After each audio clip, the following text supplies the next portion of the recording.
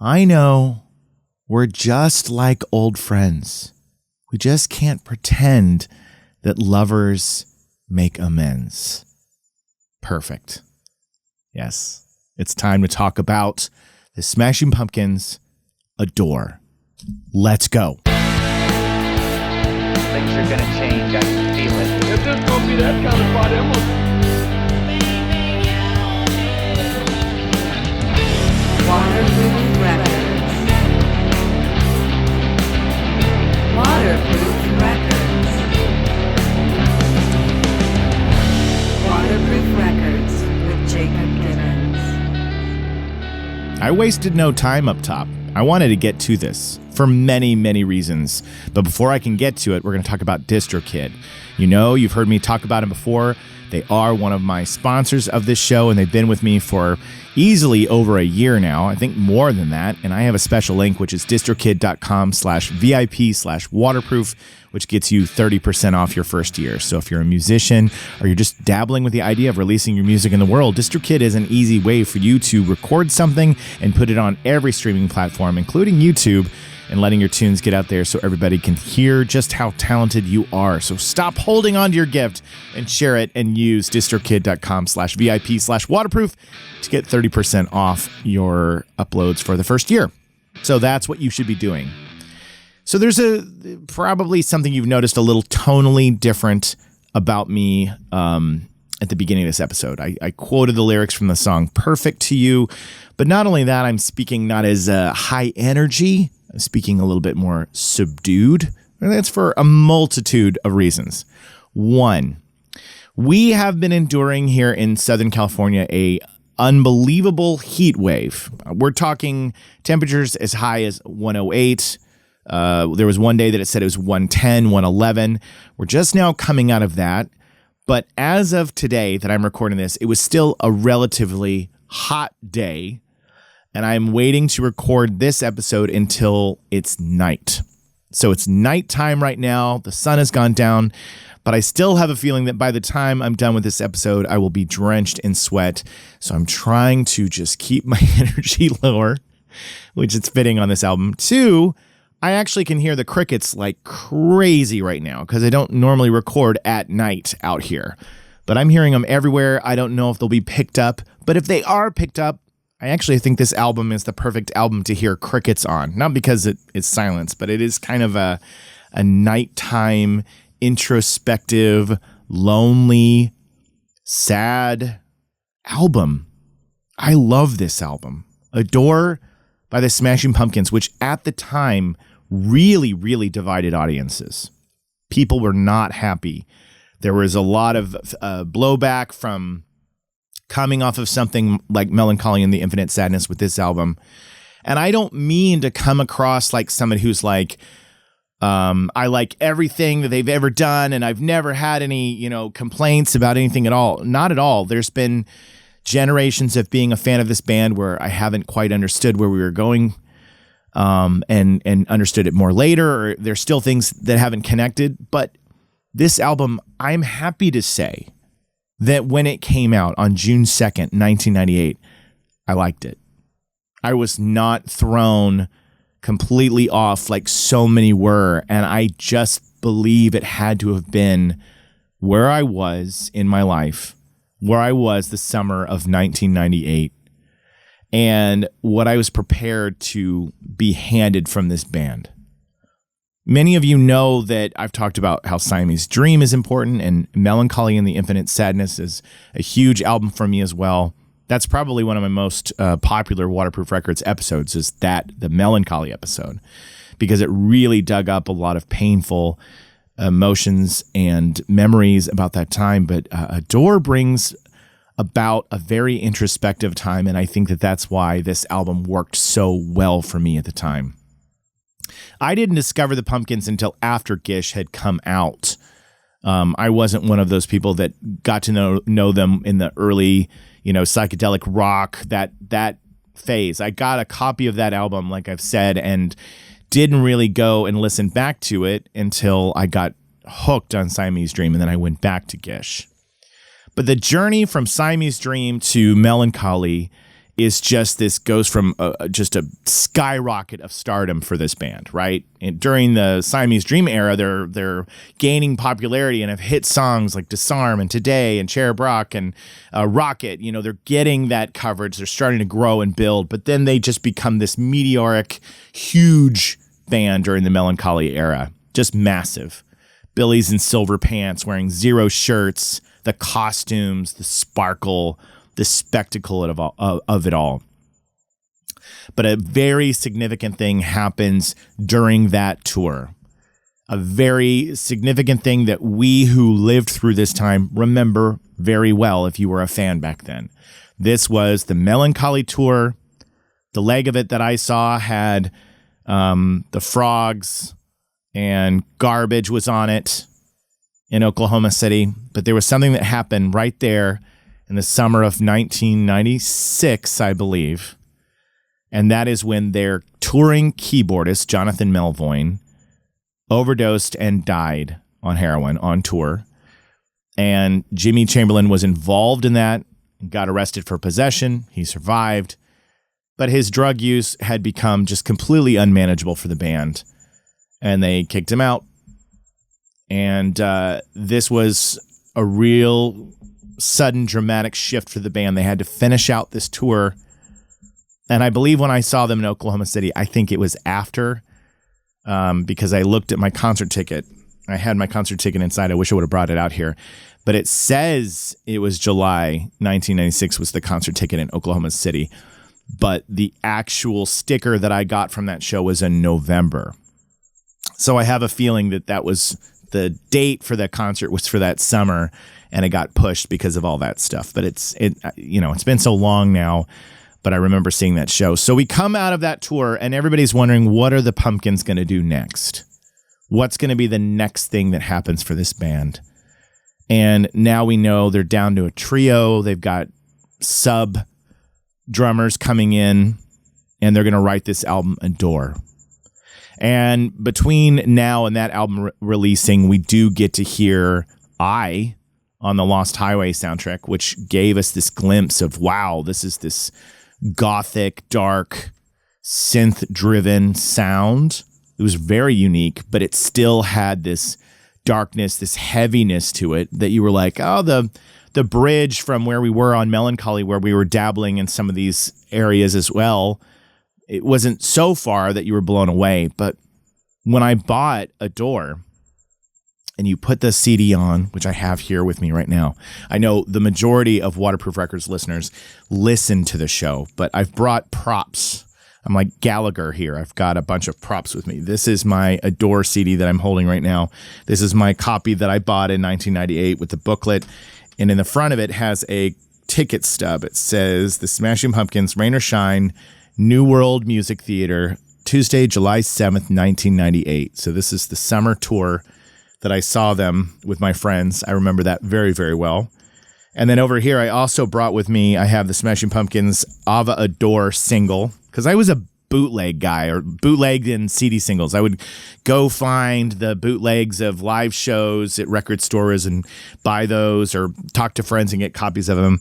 But I would also go in and I would look for the B-sides on the singles that they released, and I bought all of them. I still have my box full of all of that era, the 90s era Pumpkins through Machina, buying a lot of the singles so I could get the B-sides. And on this one, it has Czarina and Once in a While are the two on this one. And then I have over here, this is the CD single for Perfect. And on it is the song Summer and Daphne Descends, which is the Carrie B mix. So these were some of the things. And then also, I promise show and tell will end soon for you poor listeners who are like, I can't see. All I can hear is the rattle of the plastic and the disc. And oh, how I want to go find my CD collection. But where is my Case Logic? Where is it? My country for a Case Logic. This is the Adore vinyl that I bought. I had to have bought this in 1998 because, like I've laughed about before, I have the Siamese Dream from that I bought, I think, in 1994 in a record store. I wasn't even using a turntable, but I was such an obsessed fan that when I got the chance to buy any version of the album, I would pick it up.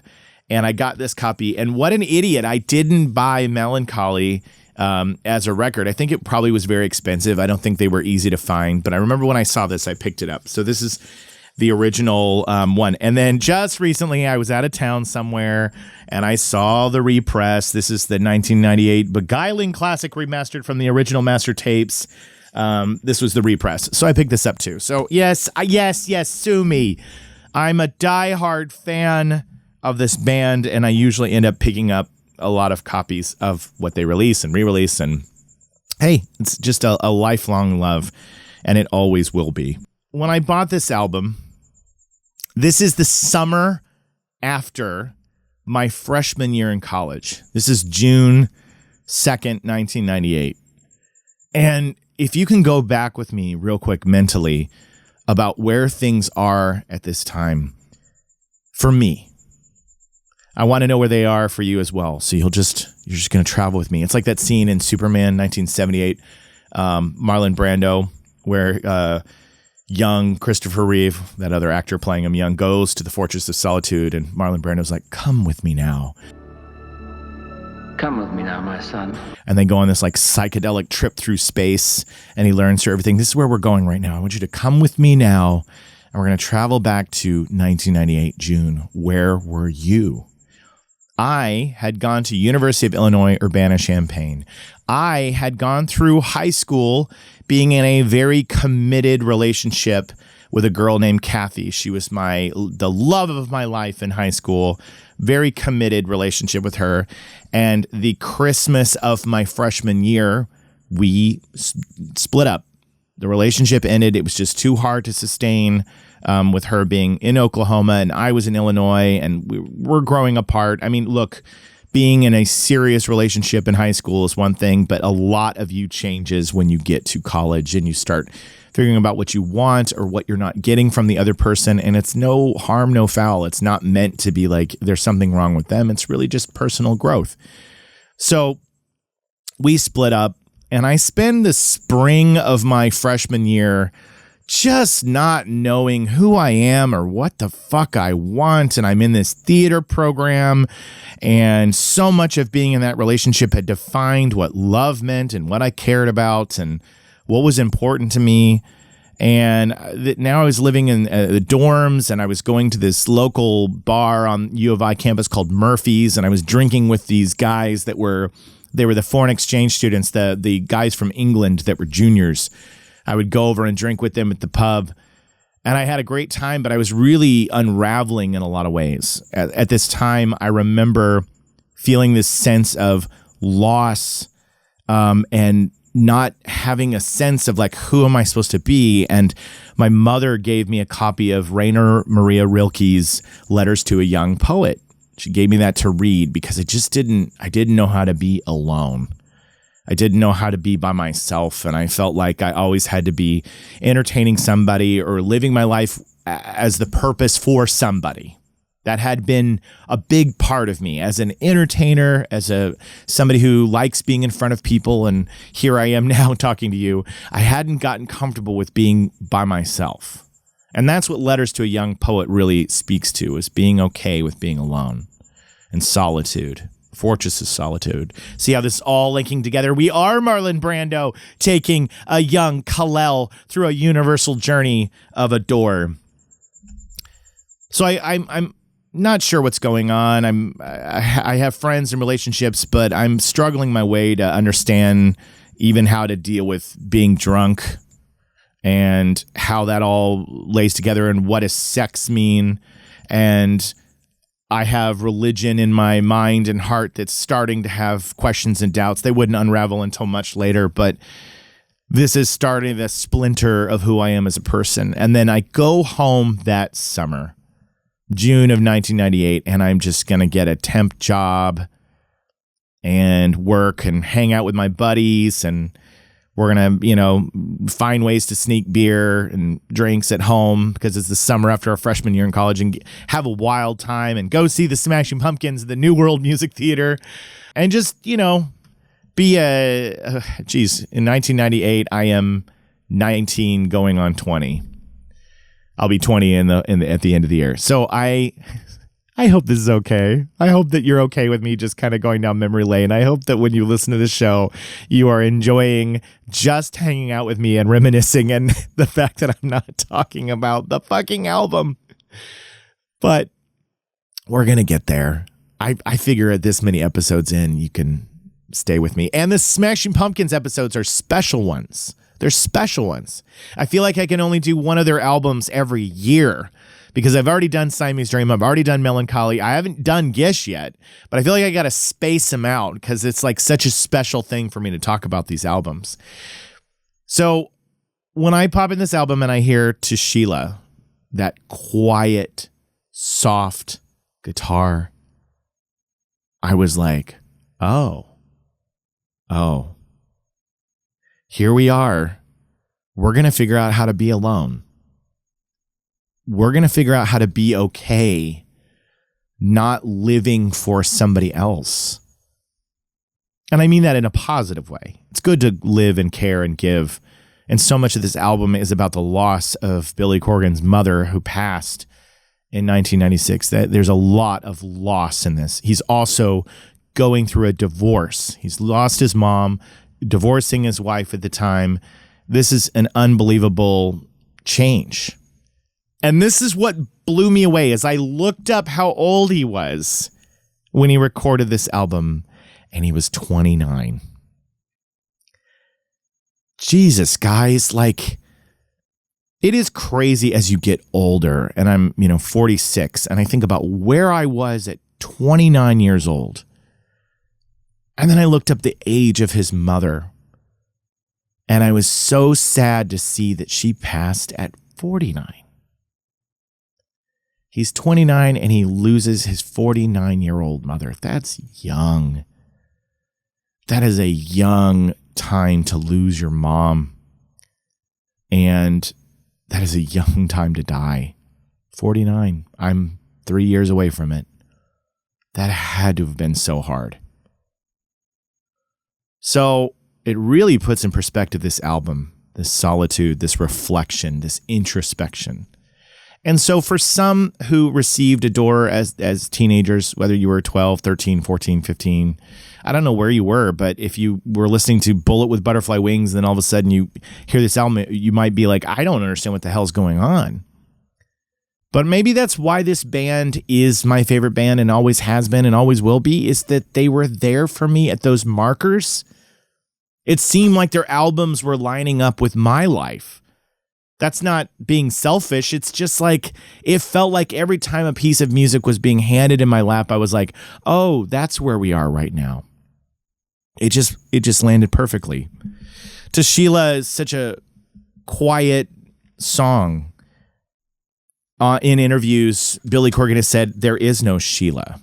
It's not written to anybody in particular. He wrote it while traveling on a dark road, I think while they were traveling in Europe on tour. And it does have that feeling of driving at night, staring out the window, or looking down a road with only the beams of the car illuminating the road. You can't see anything out there. And you look forward, and there's light lighting the way, and then you look in your rear view, and it's red behind you. To Sheila is that feeling. You're going, you're coming, you're going. That's what I get. Out there. A drive. And it's just something special. And it sure is a way to open up an album and say, hey, everybody, remember Melancholy? How do you like me now? What a move. What a move. Always committed to the vision, no matter what people say.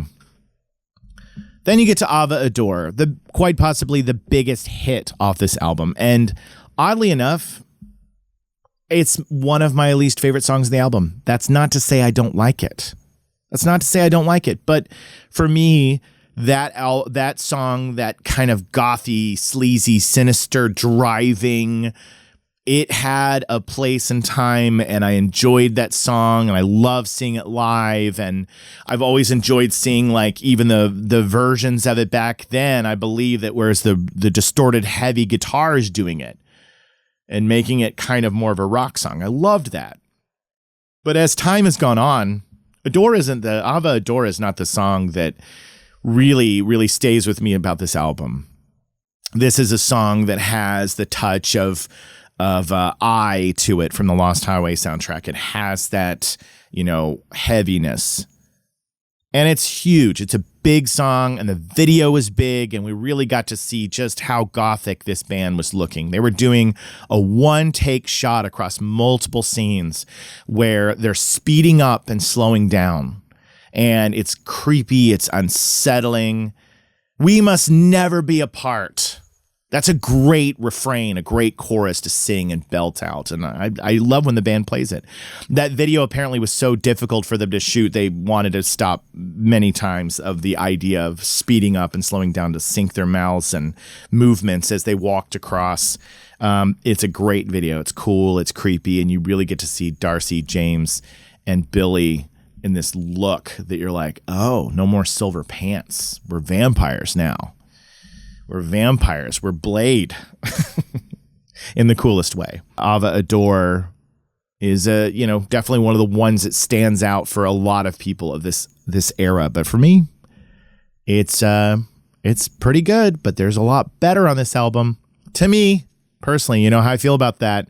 No gatekeeping and saying this song is better. Everything I say to you is what it is to me, because there's somebody listening right now who's like, Ava Adore is the greatest song I've ever heard, or the best song on this album is that song. Absolutely. If it's true for you, then it's true for you, but not true for me. Now let's go on to Perfect, which Perfect is this great sister song to 1979 in more ways than one. They made the music video as a continuation of the video of 1979. They even got Jonathan Dayton and Valerie Ferris to come back in and direct the music video, and they cast 4 out of the 5 same actors from the music video.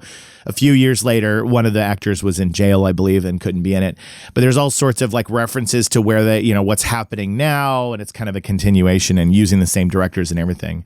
I can't remember if I ever told on the podcast. If I have told this on the podcast before, you're gonna have to just forgive me, but I went to Paul Rudd Netflix series. It was a premiere, and I met Valerie Ferris and Jonathan Dayton. I got a chance to meet them at the after party, and was it called Living with Myself? That was the name of the show. It was the one where Paul Rudd plays multiple versions of himself, cloned versions. So they were at the after party, and I approached Jonathan Dayton, and Valerie was busy talking with somebody else, and I just started talking to him right away, and I was like, I'm so excited to talk to you about your 90s music videos as well, predominantly your Smashing Pumpkins videos. And he was so surprised. He was like, what? Because he was not expecting that at this party. He was expecting to talk about his other movies and his other work with him and his wife and all the things that they've done together. But I am geeking out about Rocket, geeking about the videos that they did together. And he was really appreciative. I got a picture with him and his wife, and he was stoked to talk about the music videos of the 90s that he had done. And we had a great conversation. He was very generous with his time, very kind. But they directed the video for Perfect, and Perfect is a great, great song and chorus, and that's why I kind of started out the episode just by quoting from it. Perfect. Together we are perfect. Great connection to 1979. Then we get to Daphne Descends. This is that there's so much more about this kind of sweeping, there's that synth in this, and people had asked Billy Corgan at the time, why such a huge departure from the guitars and the, why did we go in this direction? And he said time and time again, like, if you fuck paying attention to whether there's synth on this album or not, if you listen to what they're pumpkin songs, it sounds like pumpkin songs. It's just kind of the method as to how we get there, like the vehicle that we arrive on the song. And you can hear that in Daphne Descends. You can hear like, these are these haunting, there's these instrumentations in these pieces of music that you hadn't heard before. There's these distorted synths and haunting sounds in each piece of music, and Daphne Descends really takes us there. And that's the thing about this album is someone once said, if you listen to The Cure through the 80s and the 90s and a lot of those albums, they would change direction and the way the album would sound over and over again. The only consistent sound was Robert Smith's voice. And that's true here too, in that the Pumpkins would tend to redefine and what they would try to do over the years. And the only thing that was consistently like pumpkin-y was the sound of his voice. But there's also this tonal quality, especially when it's Billy and James and Jimmy and Darcy. You know, as she brought a certain energy to the band, and you can definitely still feel it on this album. But without Jimmy here, we go into such a different feel for everything. Then we go to Once Upon a Time. Once Upon a Time. This is probably my favorite, if not my second favorite song on this album. I'm tied for both. Once Upon a Time. This song, I mean, I can't even imagine when I lose my mom the way I'll feel when I listen to this album. But there are lyrics and phrases that he says on this album that just get me. You know what I mean? And we bring up the lyrics. Mother, I'm tired. Come surrender, my son. Time is ravaged on my soul. No plans to leave, but still I go. It fills my heart and my face like I'm going to cry. And this had to have been such a vulnerable experience to write these pieces of music for him at the time. But the part that gets me every single time I listen to the song is when he says, I was falling. And the way that he cries out, it's like when you sink into a chair that can move, that can spin. And when he gets there, you almost feel yourself get thrown back, like you could just spin around and look at the ceiling and let it just overtake you. This song is incredible. Once Upon a Time is one of my favorite songs on this album, hands down. Then we get to Tear, which, if you didn't know this, Tear was originally written. It was the first piece of music that I think that the Pumpkins, that Billy submitted to David Lynch for the Lost Highway soundtrack. And he didn't want that one, so then he submitted and I got the pick. But Tear was the first submission, and it didn't quite work, which I can understand. I can understand why he submitted it. It's gothy, the kind of the stringing in there that feels like Tear Me Apart. That feels like something that would be in a very David Lynch piece of cinema. If you didn't necessarily know where he was going with Lost Highway, it turns out that I was the way to go, especially with the way that it opens up with that David Bowie song. So Lynch knew what he needed, but that was that one. And even more so about Tear is there seems to be this element of like a motor crash, an accident, a loss, being ripped away from something. And so when maybe Billy was given the instructions of, I want this thing for Lost Highway, this was kind of like where his head was at. I don't know. That's just me kind of making my own connections in my brain about it. Obviously, he was probably writing from a more honest place, but it just seemed like, oh, this would be a really good match for the film. But it ended up being I. Then we get to Crestfallen, which I believe also was supposed to be a single released, never had a video. It was the third single that was released off the album. Didn't get as much of a push because the label was not giving the band that much support, given the huge change in direction and things were not landing the way that I think the label had hoped. But they were wrong. They should have given the album the chance that it deserved. But the good news about Adore is it's become a cult classic. I don't know if you should apply the words cult classic to it, but it has grown a fondness in the hearts of listeners from the 90s that grew up with it, that grew older with it, that got hardship and pain and loss and grief and suffering in their life. And they were like, oh shit, I didn't get it, but now I get it. Because if you haven't spent any time with Adore since you were a teenager or in the 90s or whatever, I highly recommend you go back. Listen to this album with older ears. Like I mentioned earlier, he was 29 going on 30 when this thing came out. And I mean, when he was recording it. And his mother was 49. I mean, this is just such an interesting thing for me to look at my age now and my children now and where I am in my life. And there's so much introspection and pain and loss in this album that I think it's important to hear it with older ears and look with older eyes. And Crestfallen, I remember this one being performed on the Adore tour. I remember there was a part when he was in the middle of the song, he finished a lyric, and there was even like a kind of a sigh, a sound, an audible sound of he's read a lyric and he just went, oh, like that. Like it was almost crushing him in the moment in Crestfallen. Then here comes Apples and Oranges with kind of a dancey beat, but even the more upbeat rhythms of this song still have this kind of gothic, skulking around in my castle, in my countryside cabin with wilted trees, and the snow is coming, winter approaches. Something about it, Apples and Oranges, and the unique way it's spelled as well. The apples are misspelled, the oranges are misspelled. Such a classic Billy Corgan thing to do, to just write things and spell things his own unique way. There's multiple drummers on this. I was just talking about the drummers that worked on Adore. We have our team of Billy Corgan, Darcy Retzky, and James Eha. But for our drumming, we start out this album with Matt Walker, who is a session drummer who has played with Filter and has filled in for Butch Vig with Garbage. He's played with so many different bands.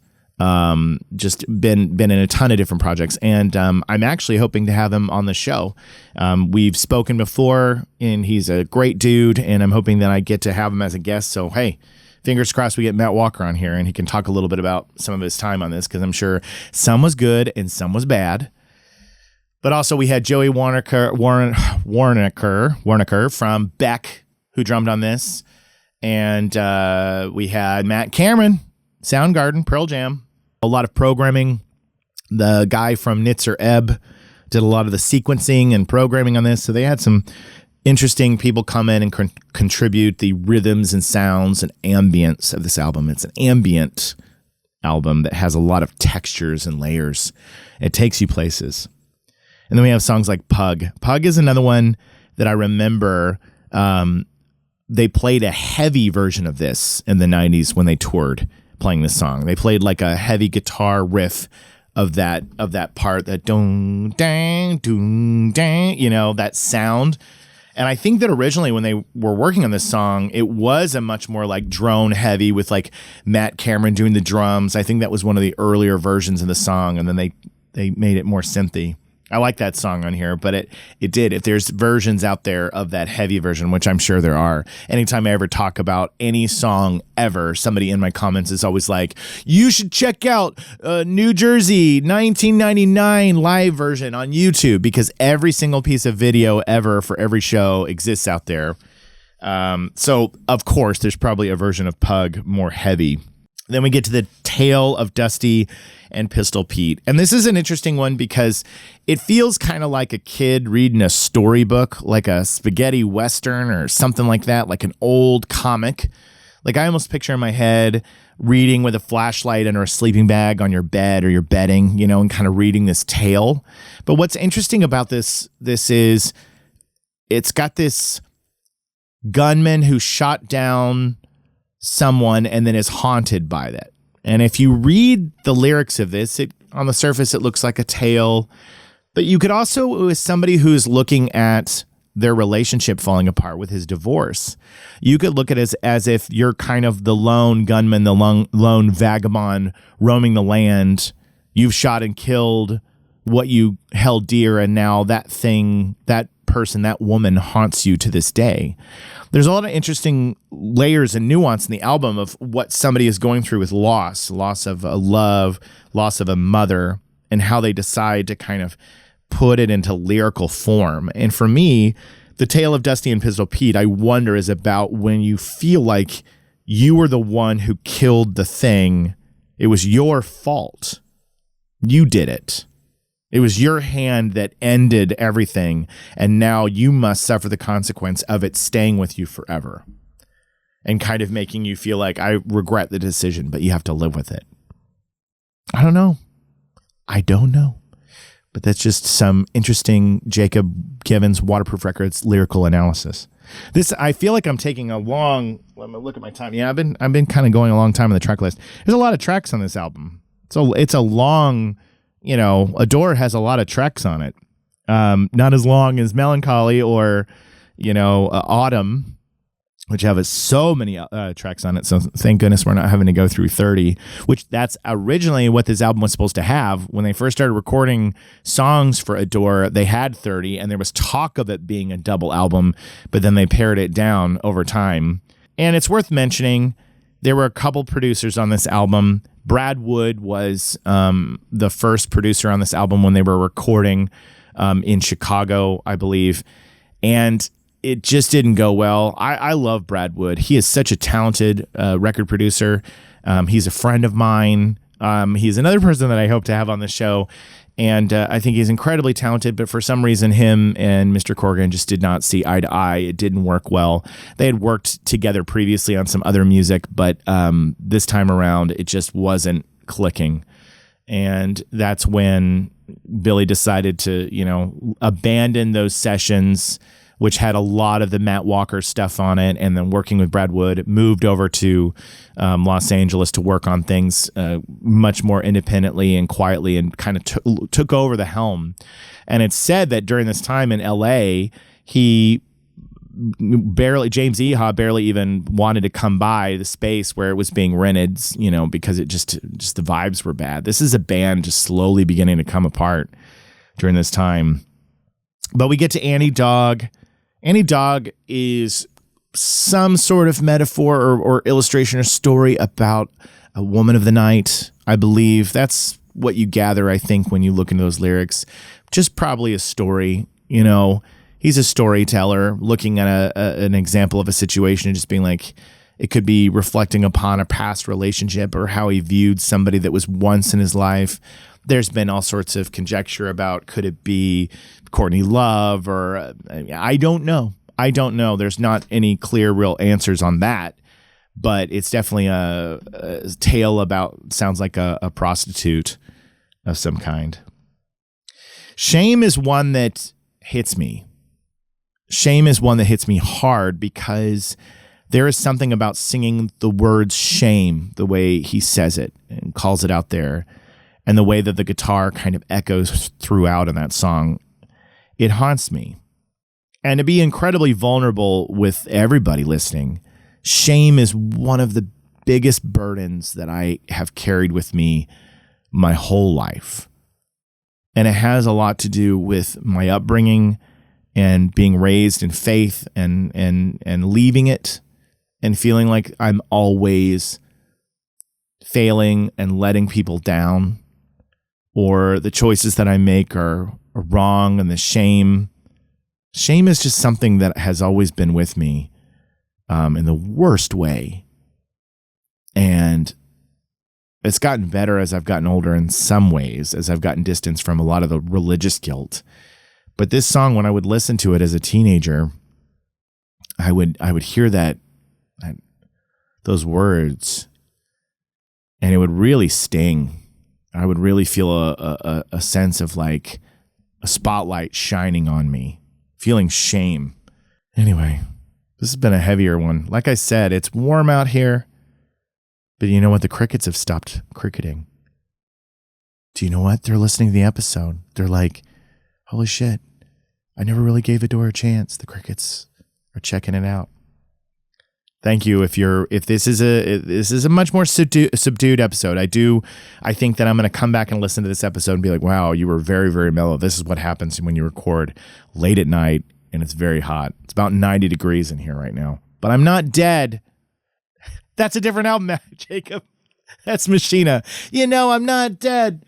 We have now arrived to my second favorite song on the album, which is tied with Once Upon a Time, Behold the Nightmare. I love this piece of music. The crying out of the nightmare rides on. The way that sounds to me gives me chills every time. And there is such a cool section in this song where he all of a sudden quietly comes out of all the big full sound, and it just goes to this very soft, jazzy guitar. It sounds like a 1920 old Victrola almost, the way it's so small, this little guitar plucks away, and all we have to do, it's very jazzy, and I love it. And then it just comes in with this piercing sound. This album has so much like EBO and synth and just tunes and tones ringing out all over the place. There's an image, actually, I'm going to do one more thing that's such an insult to my listeners because they're not seeing it. But the inside of the vinyl has this picture of, here, I'm going to open it up right now. It's this picture, and it's the three of them walking in a meadow, and there's a tree with no leaves on it. It's definitely a winter type look here. And the three of them are walking, and you can see just the back of them in their black, very funeral procession here, very death. And this perfectly summarizes the feeling I get when I listen to this album. So I'm sorry, listeners. I had to show the picture. I had to do it for show and tell. But Behold the Nightmare is my tied for second favorite song on this album. Then we get to For Martha, which is, of course, an incredibly moving piece of music that every time you think about it and what he must have felt writing this for his mother. And I think about my own mother, and for all of you who have lost your moms out there. What a thing. Losing a parent is never easy. It's not easy to lose fathers. It's not easy to lose mothers. Both my parents are still alive, and I'll miss them both when they're gone. But a mom is the life giver of us. For those that were the mother stuck around, you know, I'm sorry for any of you who had a mother who wasn't there for you. But for the majority of us, it's the mothers that stay connected to their children the majority of the time. Of course, there's good dads out there that stick around and make it all the way through, but moms are a tough one to lose, really tough. And I can't imagine losing my mom at 29 and she was 49. That puts a whole new level on this piece of music. And this, if I'm not mistaken, this song, I believe, was pretty much like a live take in terms of like the drum and percussion and the building of it. I believe that Matt Cameron, this is like one of the ones that he's on, and it just builds and builds and builds, and it's just a beautiful piece of music. Then we close out the album kind of quietly. Blank Page. And, you know, some might complain and say it's a soft way to go out of an album. But again, like I said at the beginning, I think that Tushila was driving on a road at night and looking forward and looking behind you. And I think that Blank Page, for me, it really is kind of that hands in your pockets, turning off the light, closing the door, and just allowing the room to be empty, exiting the stage, if you will. And that's what so much of Adore was about. Here was a band that was, like I said, all the pomp and circumstance and the dog and pony show and the flashy MTV music videos, and here they were broken. You know, they lost their drummer. They were fractured. And you can hear it in this album, and it's haunting and it's beautiful. And I really think this is an incredibly special album. I think Adore is a wonderful album. And it's only aged better with time. And I'm thankful that it connected for me in my teenage years when I was a kid getting drunk and figuring out what the fuck love and sex and death meant. And those will only become more clear the older I've gotten. And then, you know, look, we close out the album with 17. And that's it's just the iris of a film closing, you know? It almost feels like, you know how the beginning of Tonight Tonight has that old-timey George Méliès trip to the moon. It's like the old cinema. This feels like the Victrola picking up the needle, closing the iris, the camera. We're done now. That's what it feels like to me. But that is Adore. That is a door on one of my more somber, quiet episodes. But I got to tell you, for this time of year, September, heading into October, into spooky season, I feel like it's the right tone. It's where we got to be. We got to get a little bit more like, all right. Well, first and foremost, can we cool down outside? Can I just get at least some fall weather? Can I get into a sweater? For God's sakes, I'm just dying of sweat. But I hope that this album and this talk and these sounds and this music has at least given you that sense of that chill in the air. And remembering that it's okay to be alone. And it's okay to be by yourself. And it's okay to be in solitude. And that there are people that love you. I love you. I'm happy that you're here. I'm going to listen back to this episode, and if I make myself fall asleep, then I may have to re-record it. But I'm hoping you were able to stay awake with me this whole time. But thank you for joining me on another episode of Waterproof Records with Jacob Givens. And I am so thankful to be a part of Pantheon Podcast. Pantheon Podcast is a huge network of music podcasts, and they've allowed me to be a part of their team. And, you know, when I go to their site, I see my little logo there, and I get updates from them, and they're just so rad. And I'm just so grateful to be a part of that network of so many amazing music podcasts, and that Waterproof Records is, I think we're even being advertised on other shows of theirs, which is great, which is growing the audience and bringing new people in all the time. So if you're new here, welcome. And if you've been here since the beginning, say hi to everybody else. Shake some hands. No, I won't do that. That's like when you're at church. So also don't forget to use distrokid.com/VIP/waterproof to get that 30% off your first year of your amazing art and music that you want to put out into the world. But thank you for letting me wax poetic on a door in a very vulnerable, sensitive time in our lives of grief and pain and loss and not knowing where we're going. But I'm glad you joined me for the ride. And I'll see you next time on Waterproof Records. Goodbye. Things are gonna change, I can feel it. If this gonna be that kind of party, I'm gonna